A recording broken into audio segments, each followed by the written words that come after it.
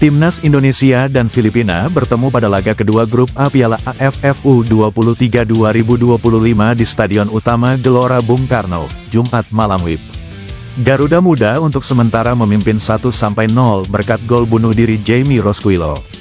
Indonesia berstatus tim tamu pada laga ini, sehingga mengenakan seragam tandang yakni putih. Sementara Filipina memakai jersey kebesaran biru. Filipina menerapkan pressing tinggi sehingga Indonesia kesulitan mengembangkan permainan. Namun, Donitri lolos dari penjagaan sehingga harus dihentikan Jaime Rosquillo yang kemudian diganjar kartu kuning. Selanjutnya giliran Raihan Hanan yang lepas. Dia memaksa kiper Nicolas Guimaraes bekerja. Laga menyelesaikan 10 menit pertama. Indonesia terus menekan. Raihan Hanan kembali mencoba, sedangkan tendangan jarak jauh Arhan Fikri masih melebar. Garuda Muda terus mengurung pertahanan Filipina. Lemparan ke dalam jarak jauh Robby Darwish menciptakan situasi berbahaya. Usaha Jaime Rosquillo menghalau justru meluncur deras ke gawang sendiri dan berbuah gol bunuh diri pada menit ke-23. Indonesia secara keseluruhan tetap menguasai bola. Lemparan ke dalam Robby Darwish lagi-lagi merepotkan Filipina. Di sisi lain, Filipina beberapa kali menciptakan situasi berbahaya. Babak pertama menyisakan 5 menit. Kedudukan tidak berubah di sisa waktu. Indonesia untuk sementara memimpin 1-0. Pelatih Timnas Indonesia U23, Gerald Van den Boeck, menyatakan tidak terlalu mempermasalahkan jumlah penonton dalam laga menghadapi Filipina. Pernyataan tersebut disampaikan Van den Boeck setelah pertandingan perdana Indonesia melawan Brunei Darussalam pada Selasa, tanggal 15 Juli tahun 2025. Yang hanya dihadiri sekitar 2.000 penonton dari total kapasitas 80.000 kursi di SUGBK. Pelatih berkebangsaan Belanda ini menegaskan pentingnya sikap mandiri bagi para pemain Garuda Muda, tanpa terlalu bergantung pada atmosfer stadion. Semoga saja jumlah supporter meningkat, tetapi yang paling penting adalah kami tetap memainkan permainan kami, kata dia menjelaskan. Ia menambahkan bahwa banyak atau sedikitnya supporter tidak boleh memengaruhi performa tim. Sementara itu, Ketua Umum PSSI, Erick Thohir, turut menyoroti sepinya penonton saat laga Indonesia melawan Brunei. Ia menduga hal tersebut terjadi karena supporter telah memprediksi bahwa Indonesia akan menang mudah. Sebelumnya, Indonesia mencatat kemenangan telak atas Brunei dengan skor 8-0, berkat kontribusi pemain seperti Jens Raven. Hasil ini menempatkan Garuda Muda di puncak klasemen grup A dengan 3 poin, unggul selisih gol dari Filipina yang berada di posisi kedua. Pertandingan Indonesia vs Filipina menjadi sangat krusial, karena pemenangnya akan berpeluang besar lolos ke babak semifinal Piala AFF U23 2025. Kabar buruk datang dari Ole Romeni. Ia tidak akan bisa memperkuat Timnas Indonesia pada babak keempat kualifikasi Piala Dunia 2026, Oktober mendatang. Sebab, Ole harus menjalani operasi dan pemulihan. Ketua Umum PSSI Erick Thohir menyampaikan, Ole harus menjalani operasi pada engkel kakinya. Setelahnya, Ole akan menjalani proses pemulihan yang cukup lama.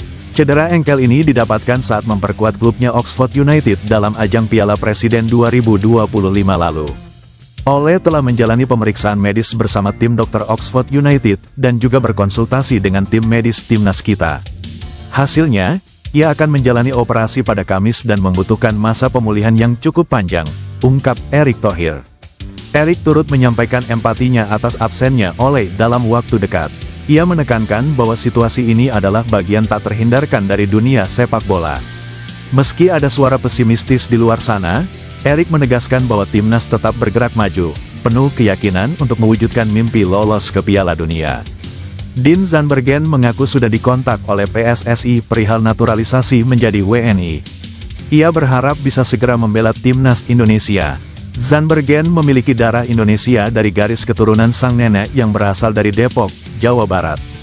Ia bahkan menyebut masih memiliki banyak saudara di pinggiran kota Jakarta itu. Ibunya masih sering berkunjung ke sana untuk bertemu keluarga besar. Nama Zandbergen mulai ramai dibicarakan karena dikabarkan masuk dalam daftar pemain keturunan yang dipantau PSSI. Ia mengaku mengikuti perkembangan timnas Indonesia, terutama karena banyak pemain keturunan yang kini membela skuad Garuda. Banyak pemain keturunan Indonesia dan mereka memilih untuk bermain dengan timnas Indonesia. Akan sangat senang jika saya bisa main untuk timnas Indonesia juga, kata Zandbergen. Zandbergen bahkan mengaku telah melakukan komunikasi dengan staf PSSI perihal rencana naturalisasi. Striker VVV Venlo itu mengungkapkan kontak terjadi belum lama ini, sekira Februari atau Maret tahun 2025. Lebih lanjut, Zandbergen mengaku tidak mengetahui pasti terkait masalah dokumen. Ia berharap bisa segera mendapat lampu hijau untuk menjalani proses naturalisasi dan memperkuat timnas Indonesia. Sebagai catatan, Zandbergen saat ini bermain sebagai striker untuk klub Belanda, VVV Venlo, di kasta kedua atau Keukenkampioen Divisie. Di musim tahun 2024 sampai tahun 2025, ia sudah mencetak 3 gol dan 4 assist dari 30 pertandingan. PSSI dikabarkan bakal mencari pemain keturunan Grade A untuk timnas Indonesia imbas cederanya oleh Romeni. Timnas Indonesia mendapatkan pukulan telak karena satu bintangnya mengalami cedera parah ketika bermain di Piala Presiden 2025. Akibat cedera tersebut, striker Oxford United tersebut harus naik ke meja operasi. Kabar ini dikonfirmasi oleh Ketua Umum PSSI, Erick Thohir, yang menyebut bahwa kondisi cedera pemain tersebut membutuhkan penanganan serius. Proses pemulihan oleh Romeni diperkirakan akan berlangsung cukup lama, dan ini menjadi kerugian bagi timnas Indonesia, terutama menjelang FIFA Matchday dan babak lanjutan kualifikasi Piala Dunia 2026. Efek cederanya oleh Romeni, PSSI disebutkan akan mencari pemain Grade A untuk membela skuad Garuda. Satu nama lantas muncul ke permukaan, ia adalah Miliano Jonathans. Nah, Miliano Jonathans merupakan rekan setim Ivar Jenner di FC Utrecht. Ia memiliki darah keturunan Indonesia, tepatnya asal Depok.